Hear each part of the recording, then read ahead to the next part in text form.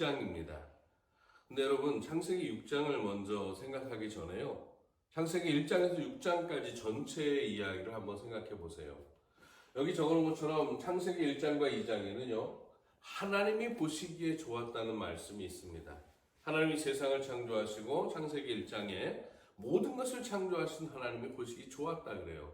그런데 오늘 창세기 6장을 읽어보면은요, 6장에 이런 단어가 나옵니다. 세상에 죄악이 가득하고, 그래서 세상이 부패했고 포악이 가득했다고 얘기합니다. 하나님 보시기에 좋은 세상이 폭력이 난무하는 죄악으로 가득 찬 세상이 되었다는 것입니다.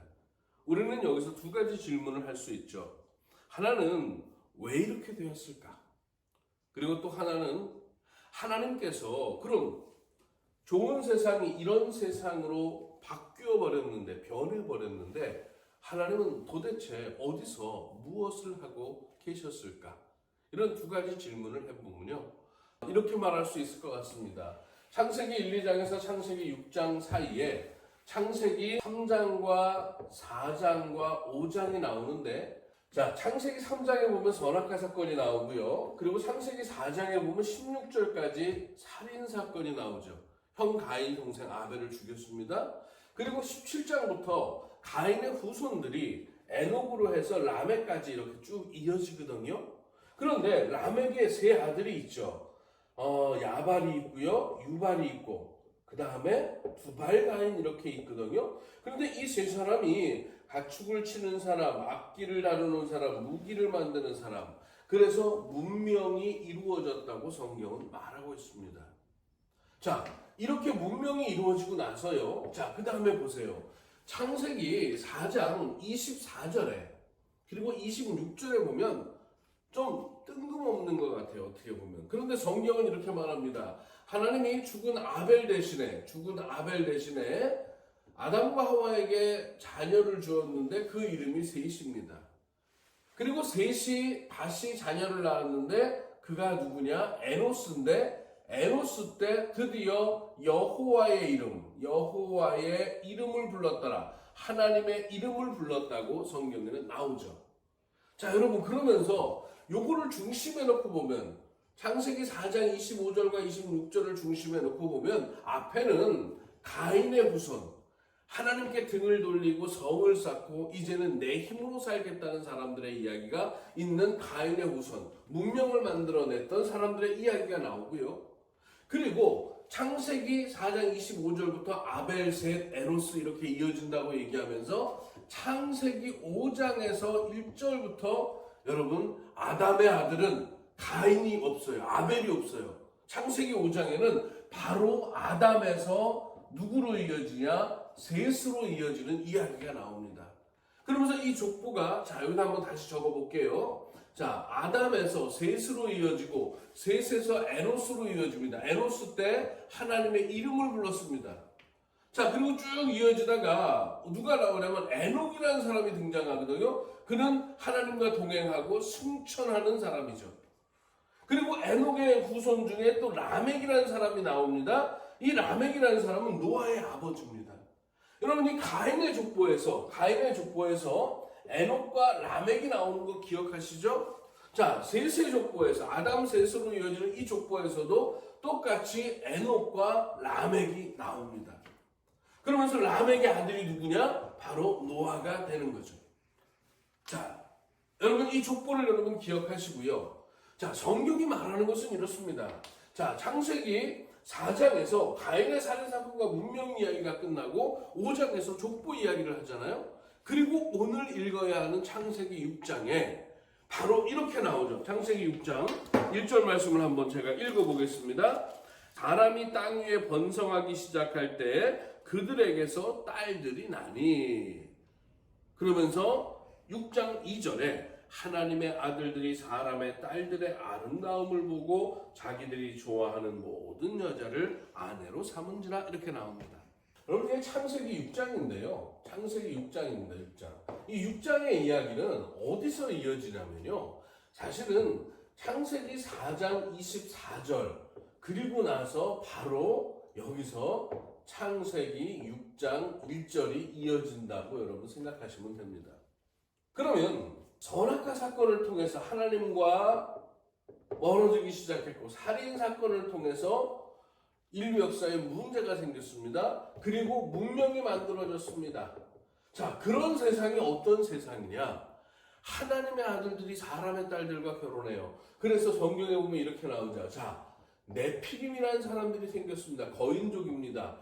용사라고도 얘기하죠. 자, 이런 사람들이 생겼다고 성경은 말하고 있습니다. 그런데 하나님이 이것을 보고 하나님은 어떻게 하십니까? 하나님이 하신 처방은요, 사람의 수명을 120년으로 줄인 것입니다. 그런데 120년으로 줄였으면 여러분, 악한 사람들은 그냥 악하게 살고 끝나고 그 다음부터 좀 달라지면 되는데, 성경이 말하는 것은 이런 얘기입니다. 하나님이 수명을 줄였음에도 불구하고 세상에는 죄악이 가득했다.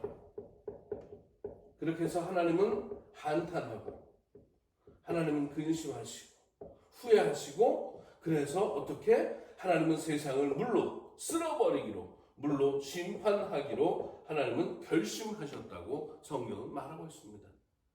자, 창세기가 원역사 1장에서 11장의 역사가 우리에게 말하는 것은 가인의 후손들이 인류의 역사를 어떤 역사로 만들어 왔냐? 폭력의 역사로 만들어 왔다는 얘기를 하고 있는 것입니다. 하나님은 창조주 하나님이시기 때문에 이 폭력의 역사를, 세상을 바로잡으려고 하나님은, 자, 사람을 선택했습니다. 누구를 선택했습니까? 셋의 후손입니다. 자, 에노스의 후손입니다. 에녹의 후손입니다. 자, 그리고 람에게 아들이죠. 누굽니까? 그가 바로 노아입니다. 하나님은 이 세상을 바로잡기 위해서 노아를 선택하셨습니다. 성경은 이 노아에 대해서 몇 가지 얘기를 하는데, 첫 번째, 그는 하나님 앞에 의인이었습니다. 그는 하나님 앞에 완전한 자였습니다. 그는 하나님과 동행하는 자였습니다. 그래서 이런 노아가 하나님의 명령, 너는 이제 뭘 만들어라? 방주를 만들어라 하는 이 말씀에 성경은 말합니다. 창세기 6장 22절이죠. 하나님의 말씀에 준행하였더라. 여러분, 하나님과 함께 동행하는 것은요, 하나님이 만든 이 세상을 바로잡는 사람입니다. 어떻게?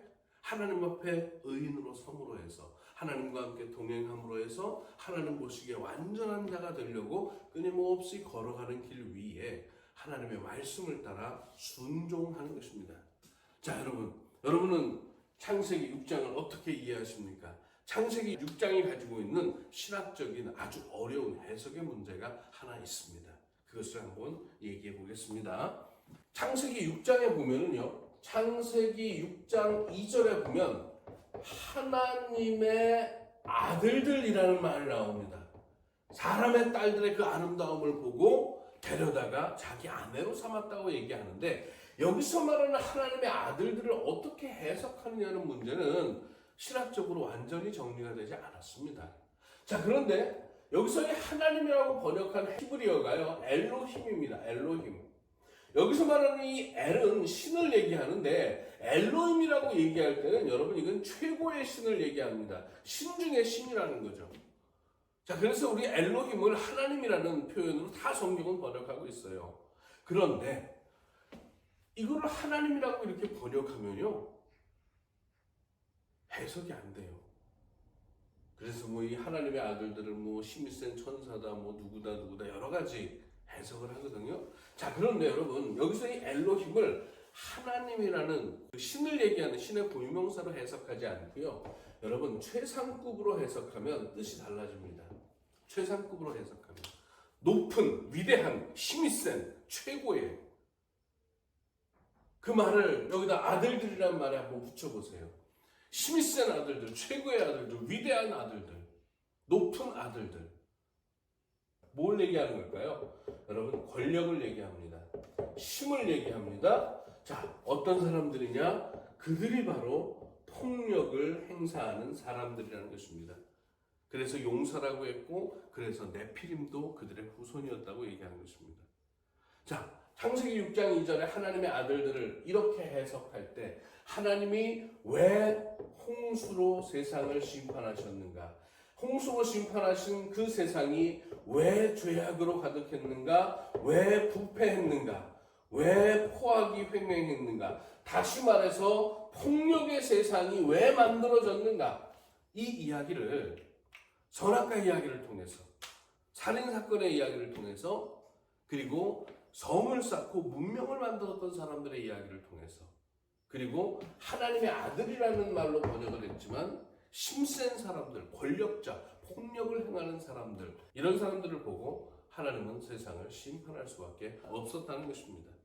그래서 하나님이 창조한 세상이, 자, 우리가 흔히 아는 말로, 자, 타락했습니다. 뭐 선악과만이 아니고, 자, 그래서 하나님은 세상을 홍수로 심판하셨죠. 근데 홍수로 심판하시면서 가인의 후손을 통해서는, 여러분, 가인의 후손은 심판받았어요. 가인의 길을 가는 사람들을. 그런데 하나님은 셋을 통해서 또 다른 족보를 만드셨잖아요. 자, 그 족보의 맨 마지막 노아가 있었잖아요. 근데 그 노아를 통해서 하나님은 이 타락한 세상을 심판하시면서 또 하나 새로운 역사를, 새 역사를 시작하셨는데, 노아에게 하나님은 뭘 만들라고? 방주를 만들라고 명령하셨습니다. 하나님께서 노아에게 방주를 만들라고 하셨는데요.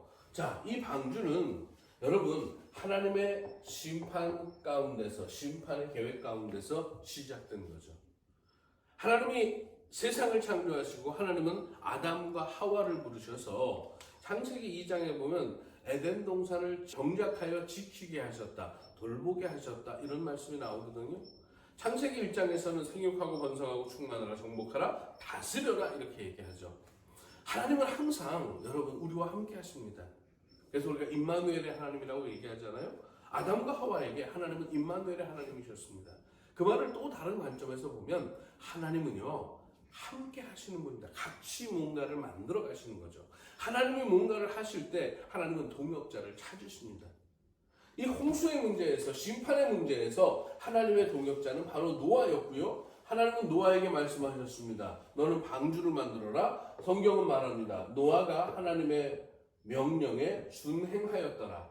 그가 준행한 이유는 그가 의인이기 때문입니다. 그가 완전하기 때문입니다. 그는 하나님과 동행하기 때문입니다. 자, 여러분, 하나님이 이 홍수의 심판 앞에서 노아를 부르신 것처럼 지금 우리들을 부르고 있다는 것을 여러분 기억하시기 바랍니다. 우리는 부름받은 사람입니다.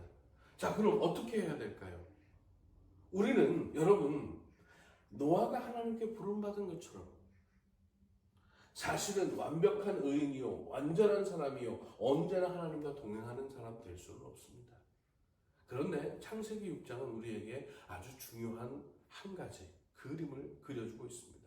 그것은 다른 말로 하면 하나님이 방주를 통해서 우리에게 말씀하시는 바가 있습니다.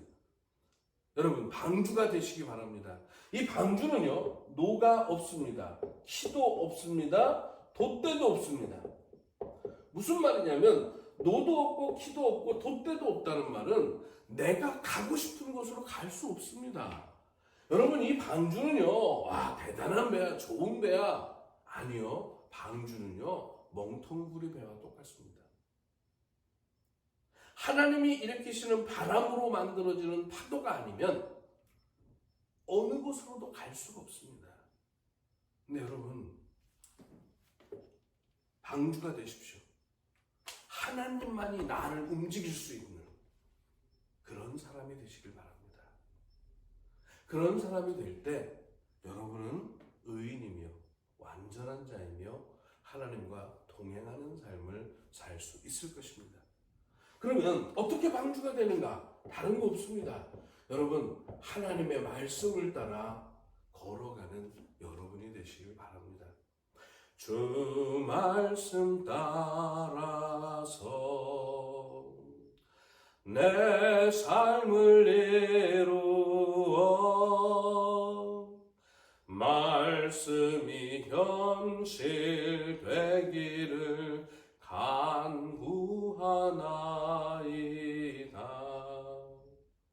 주 말씀 먹고서 되새긴질 하며 내 삶이 변화되기를 간구하나이다.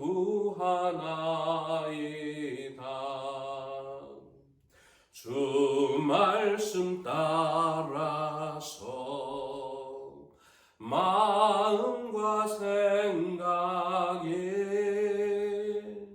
하나님 기쁨 되기를 간구하나이다.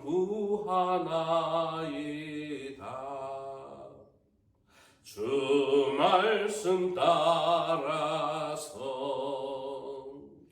듣고 말하는 것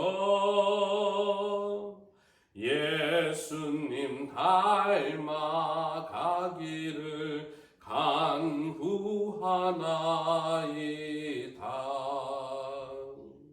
주 말씀 따라서 행동할 때